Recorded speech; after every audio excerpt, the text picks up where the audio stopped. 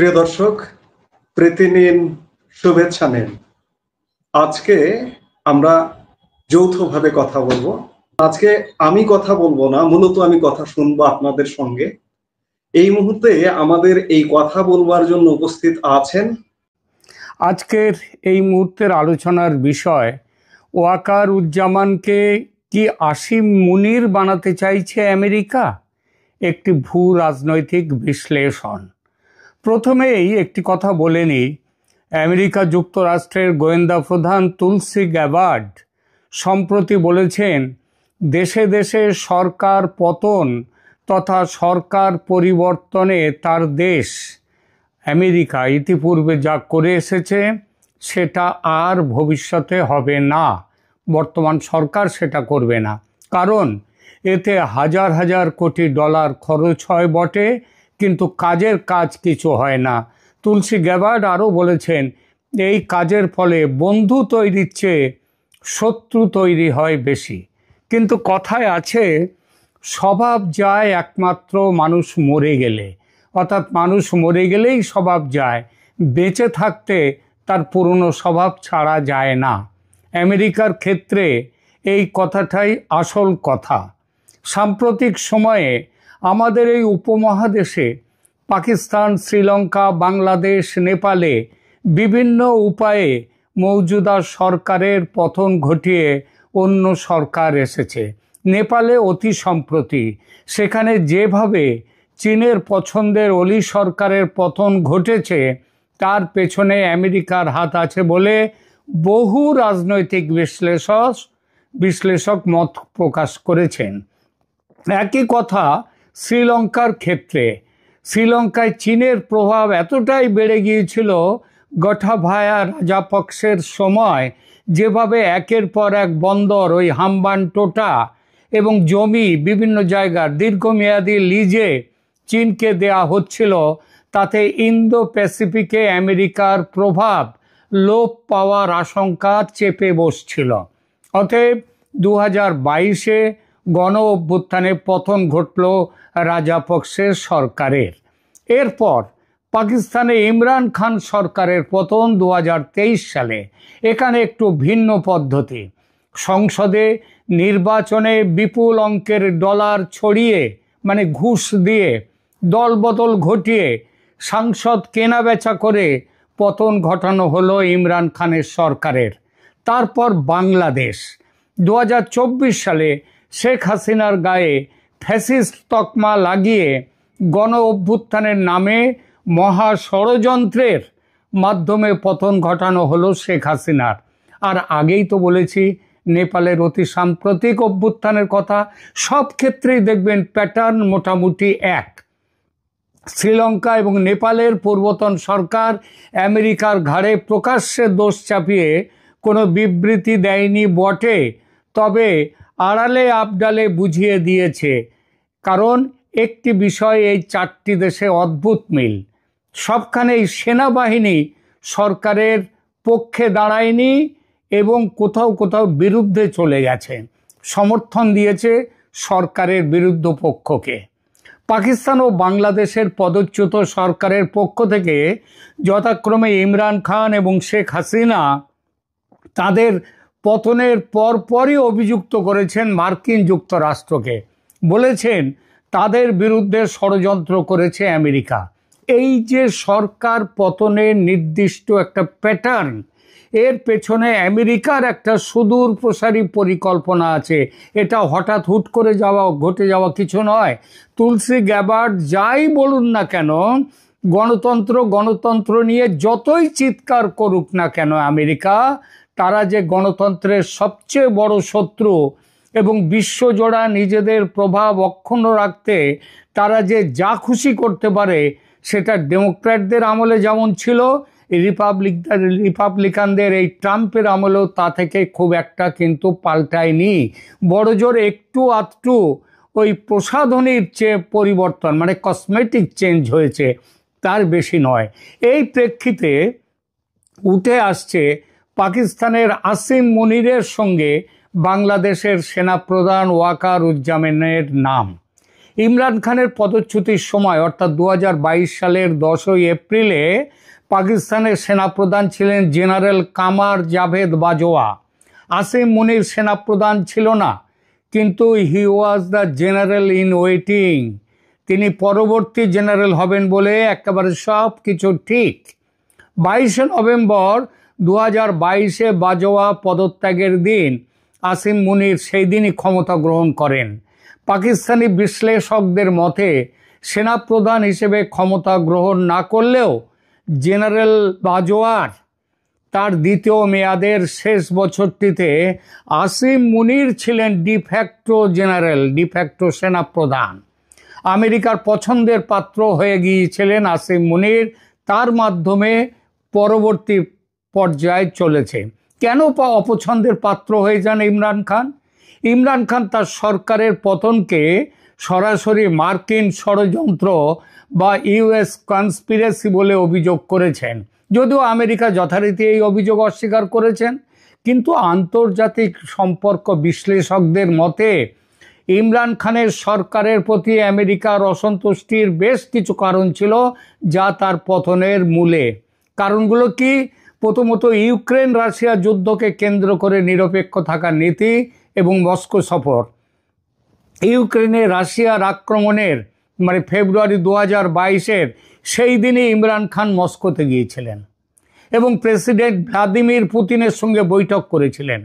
এই পদক্ষেপকে আমেরিকা এবং পশ্চিমের দেশগুলো ভালোভাবে দেখেনি। ইমরান খান এই সংঘাতের বিষয়ে পাকিস্তানকে নিরপেক্ষ অবস্থানে রাখার চেষ্টা করেছিলেন এবং পশ্চিমের দেশগুলোর চাপে রাশিয়ার নিন্দা করতে অস্বীকার করেন। এটি আমেরিকার ভূ রাজনৈতিক স্বার্থের সঙ্গে সাংঘর্ষিক ছিল। দ্বিতীয়ত, ইমরান খানের আমলে চীনের সঙ্গে পাকিস্তানের সম্পর্ক আরও ঘনিষ্ঠ হয়, বিশেষ করে সিপিইসি প্রকল্প নিয়ে এই ঘনিষ্ঠতা আমেরিকার পছন্দ ছিল না। তৃতীয়ত, ভারতের প্রতি নরম সুর। ইমরান খান ক্ষমতা গ্রহণের পর ভারতের সাথে সম্পর্ক স্বাভাবিক করার চেষ্টা করেছিলেন, এটা আমেরিকার অপছন্দ। ভারত পাকিস্তান যদি শত্রু হয়ে থাকে সেইটাই আমেরিকার লাভ, আমেরিকা সেইটাই চায়। বেশি করে অস্ত্র বিক্রি হবে আর যুদ্ধে ব্যস্ত থাকলেও অর্থনৈতিক উন্নতি হবে না, এই সব ব্যাপার। ইমরানের স্বাধীন পররাষ্ট্রনীতি আমেরিকার কাছে চ্যালেঞ্জ মনে হয়েছিল, যেখানে পাকিস্তান আর আমেরিকার আজ্ঞাবহ মিত্র হিসেবে কাজ করতে রাজি ছিল না। চতুর্থত, ইমরান খান প্রকাশ্যে আমেরিকার সাথে পাকিস্তানের সম্পর্ককে মালিক এবং ভৃত্যের মতো বলে বর্ণনা করেছিলেন এবং আফগান যুদ্ধে আমেরিকার পক্ষ নেয়ার জন্য পাকিস্তানের অতীত নেতাদের কঠোর সমালোচনা করেছিলেন। ইমরান খানের পররাষ্ট্রনীতির মূল কথা ছিল পাকিস্তানের স্বার্থকে অগ্রাধিকার দেয়া এবং মার্কিন চাপকে প্রত্যাখ্যান করা। ইমরান খান এই জন্যই বলেছিলেন তার সরকারের পতনের মূল কারণ ছিল একটি গোপন কূটনৈতিক তার বার্তা, যেটাকে বলা হয় সাইফার। এই সাইফারে উল্লেখ করা হয়েছিল যে ইউক্রেন ইস্যুতে ইমরানের ভূমিকার জন্য পাকিস্তানের বিরুদ্ধে ব্যবস্থা নেওয়া হবে বলে শাসিয়েছিল আমেরিকার বাইডেন সরকার। যদি না তাকে অনাস্থা ভোটের মাধ্যমে ইমরানকে অপসারণ না করা হয়, তাহলে পাকিস্তানের বিরুদ্ধে ব্যবস্থা নেওয়া হবে। ইমরান খান সরাসরি তৎকালীন মার্কিন সহকারী পররাষ্ট্রমন্ত্রী ডোনাল্ড লুকে এই ষড়যন্ত্রের মূল হোতা হিসেবে অভিযুক্ত করেন। এবার আসুন শেখ হাসিনার পতনে আমেরিকার ভূমিকা নিয়ে কথায়। শেখ হাসিনার বিরুদ্ধে আমেরিকার অবস্থানের কারণ হিসেবে শেখ হাসিনার নিজের মুখে অভিযোগ সেন্ট মার্টিনস দ্বীপ আমেরিকাকে দেয়া, বাংলাদেশে মার্কিন সামরিক ঘাঁটি তৈরি করতে দেয়া, এর সঙ্গে যোগ করুন ভারতের সঙ্গে হাসিনার সুসম্পর্ক তৈরি, এবং তার সঙ্গে আবার যোগ করুন যে অনেকেই বলেন শেখ হাসিনা নাকি ভারতের কাছে বিক্রি হয়ে গিয়েছিলেন, কিন্তু ভারতের সাথে শেখ হাসিনার যে ব্যবসায়িক বা বাণিজ্যিক সম্পর্ক তার বহুগুণ বেশি সম্পর্ক ছিল চীনের সঙ্গে। চীনের কাছ থেকে যুদ্ধাস্ত্র ক্রয় এবং চীনের সঙ্গে অতি সদ্ভাব, এটা আমেরিকার পছন্দ ছিল না। এর সঙ্গে দেখুন যে রাশিয়ার সঙ্গে ঠিক এই সময় পারমাণবিক বিদ্যুৎ কেন্দ্র স্থাপনের চুক্তি করলেন শেখ হাসিনা। মানে শেখ হাসিনা চেয়েছিলেন উনি কারোর এক পক্ষের সাথে থাকবেন না, উনি সবাইকে সবার থেকে সমদূরত্ব এবং বাংলাদেশের পক্ষে যেটা ভালো সেইটা চান। ইমরানের মতনই স্বাধীন পররাষ্ট্রনীতি। সব মিলিয়ে ঠিক ইমরান খানের ক্ষেত্রে আমেরিকার যা হয়েছিল, যে সব অভিযোগ ছিল, এখানেও ঠিক তাই। এবং পরিকল্পনা বাস্তবায়নের ব্যাপারটাও একই রকম। পাকিস্তানের সেনাকে দিয়ে করানো হয়েছে, কারণ পাকিস্তানের সেনা ছাড়া কিছুই হয় না। এখানে বাংলাদেশেও ওয়াকারুজ্জামানকে দিয়ে করানো হয়েছে। যারা ওয়াকারকে মধ্যপন্থী, নিরপেক্ষ ইত্যাদি উপাধিতে ভূষিত করছেন, তারা মনে রাখবেন আসিম মুনিরের পাশে আমেরিকা এখন প্রকাশ্যে পাহাড়ের মতো শক্ত হয়ে দাঁড়িয়ে পড়েছে। ভবিষ্যতে আসিম মুনিরের বিরুদ্ধে কোনো আদালতে কোনো অভিযোগ তোলা যাবে না, এই মর্মে পাকিস্তানি সংসদে প্রস্তাব পাশ হয়ে গিয়েছে কয়েকদিন আগে। এছাড়া সেনাবাহিনীর চিফ অফ ডিফেন্স স্টাফ পদে আসিম মুনিরের নিয়োগ হয়েছে এবং তার নিয়োগের পর তিনি আগামী 1 দশক পাকিস্তানের সর্বময় কর্তৃত্বের অধিকারী হয়ে থাকবেন। একই উপহার তৈরি এবং একই পরিকল্পনা তৈরি ওয়াকারুজ্জামানকে নিয়েও আমেরিকার। ইউনূসের সঙ্গে ওয়াকারের বিরোধ মানুষের চোখে ধুলো দেয়া।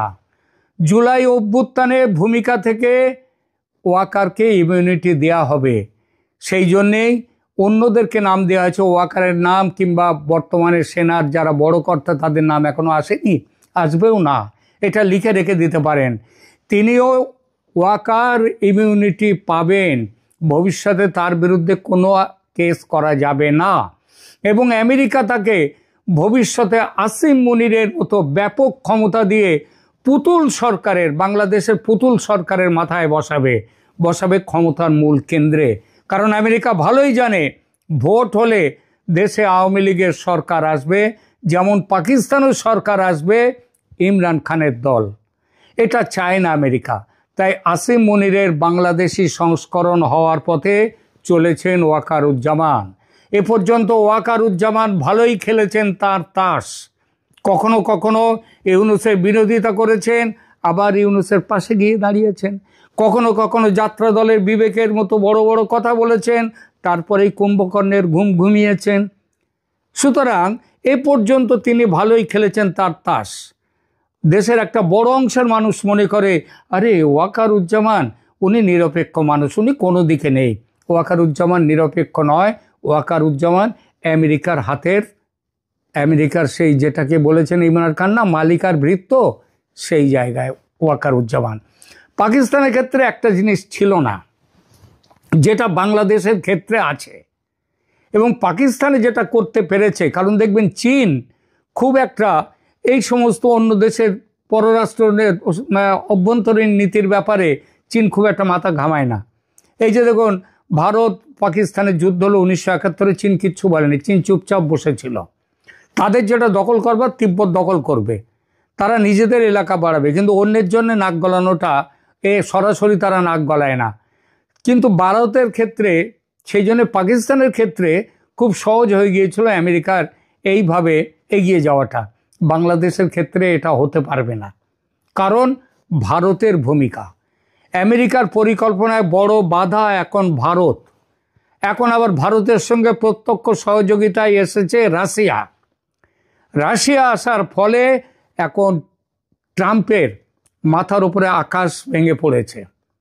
চীনকেও বাধ্য হয়ে হাত মেলাতে হবে ভারত এবং রাশিয়ার সাথে। সুতরাং যত সহজে পাকিস্তানে আসিম মুনিরকে ক্ষমতার কেন্দ্রে বসানো গেছে, ওয়াকারুজ্জামানকে সেটা যাবে না, ভারত সেটা হতে দেবে না। এইখানেই ফারাকটা। আমেরিকা যতই চাক ওয়াকারকে আসিম মুনিরের জায়গায় নিয়ে যাওয়া, সেটা এখানে সহজ হবে না। আপাতত এখানেই রাখছি, ধন্যবাদ।